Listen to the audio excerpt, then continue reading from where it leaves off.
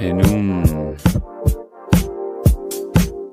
En 1987, Ed Neumayer a enfin vu un scénario maintes fois rejeté à Hollywood, adapté au cinéma avec la sortie de Robocop. Un film offrant une excellente satire du capitalisme, de l'entreprise et de l'évolution des mentalités dans les années 1980. En 1990, Hollywood s'est accaparé nos cinémas et a pondu Robocop 2, un film généralement mal aimé par la plupart des gens qui n'a rien fait de notable à part profiter du succès de Robocop.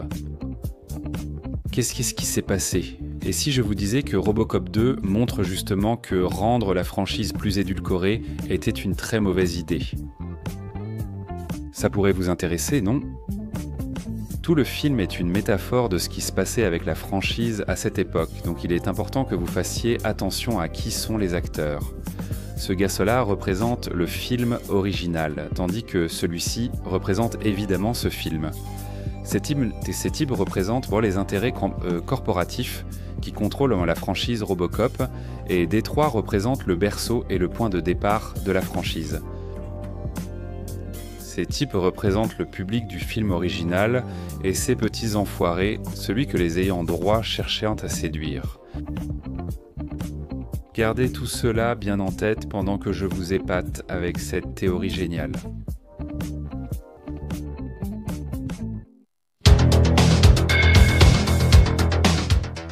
Pour une raison quelconque, les sociétés de production de films ont toujours vendu les droits de jouer pour des films que les enfants ne verraient jamais et ne devraient jamais voir. Robocop n'a pas fait exception. Après que Robocop soit devenu si populaire, le studio a vendu les droits de merchandising, ce qui a permis aux fabricants de jouets de créer et de commercialiser des jouets destinés directement à un public qui n'avait jamais vu le produit original. Ce problème concernait le studio et les fabricants de jouets. Si les enfants avaient vu le film, non seulement les ventes de billets supplémentaires auraient rapporté plus d'argent à la société de production, mais ils auraient aussi pu gagner plus d'argent en vendant les droits de merchandising. Ils ne pouvaient pas adapter un film aussi violent et satirique en film familial, alors ils ont fait au plus proche. Ils ont pondu cette merde. Ils ont vendu les droits des personnages pour la télévision et ont permis qu'un dessin animé pour enfants soit créé. Après la diffusion du dessin animé en syndication, la société a décidé d'en faire une suite. Bien que la suite soit tout aussi violente que l'original, elle n'avait pas la même dimension satirique et politique que son prédécesseur.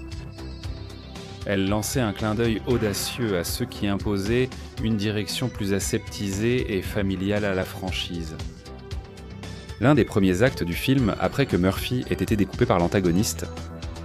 Ah oui, ai-je mentionné que l'un des méchants est un gamin de 12 ans dans son sort ? Nous en reparlerons plus tard. Après que Murphy ait été découpé par ce gamin, l'un des premiers actes... Le reconstruire et le désinfecter. Gon est le juge, le jury et le bourreau, et à sa place se trouve un gardien de la paix poli et incompétent, qui semble totalement incapable d'accomplir quoi que ce soit. C'est presque comme si les gens qui faisaient le film essayaient de montrer à tout le monde à quel point un Robocop familial est nul et ennuyeux. Cette scène sert-elle juste à introduire un enfant choquant et grossier que Robocop ne peut pas viser ? Tu peux pas tirer sur un gamin, enfoiré, ou alors c'est les réalisateurs qui nous disent littéralement que Robocop ne peut pas et ne doit pas viser les enfants.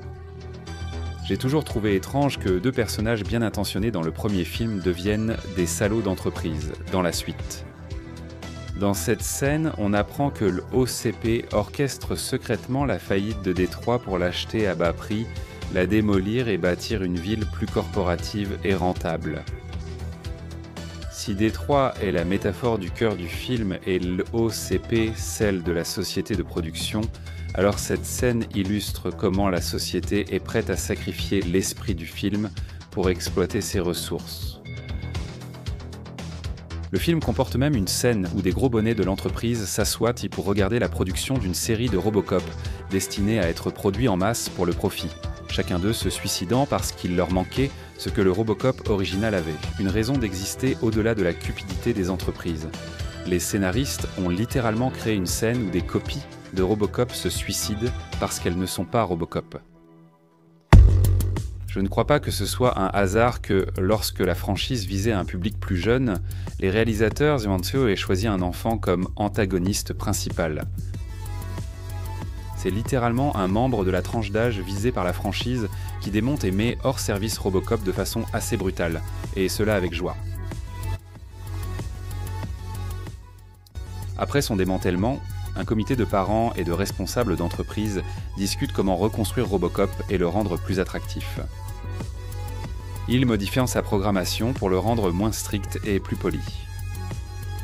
Les réalisateurs étaient en désaccord avec la direction de la franchise, et dès sa reprogrammation, on voit ce qui arrive quand on adapte une franchise adulte pour les enfants. Il est maladroit, il n'a aucune autorité, et il a perdu le respect même de ses collègues les plus métalleux les plus proches. Cela pourrait être interprété comme le film disant littéralement à tout le monde que, en essayant de plaire à un public plus jeune, vous allez perdre votre public de base.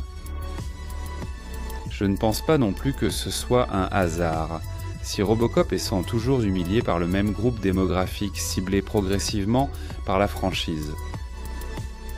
Dans une métaphore claire sur le retour à ses racines et la volonté de plaire aux fans originaux de Robocop, il grille ses circuits, effaçant sa nouvelle programmation et redevenant son ancien lui violent, tout en retrouvant tous ses anciens amis et collègues à ses côtés une fois qu'il réalise qu'il n'est plus un pantin aseptisé de la société.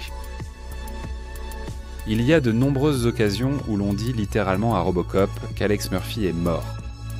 Il n'est qu'un produit à utiliser à la disposition d'une entreprise prête à tout pour faire du profit. Donc alors que Robocop 1 passait tout un film à nous montrer que Robocop avait une âme, Robocop 2 ne cesse de nous dire que cette âme a été échangée contre des profits, ce que la franchise continuerait à faire pendant de très nombreuses années.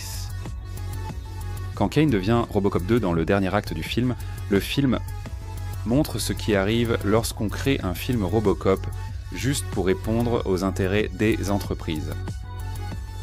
Sa version de Robocop, créée pour maintenir les profits, est froide, vide, sans âme, et tue même ses amis pour obtenir ce dont il a besoin, la drogue appelée Nuke. Lorsque Robocop 2 est lâché, il détruit tout sur son passage, ternissant aussi le souvenir du Robocop original auprès du public.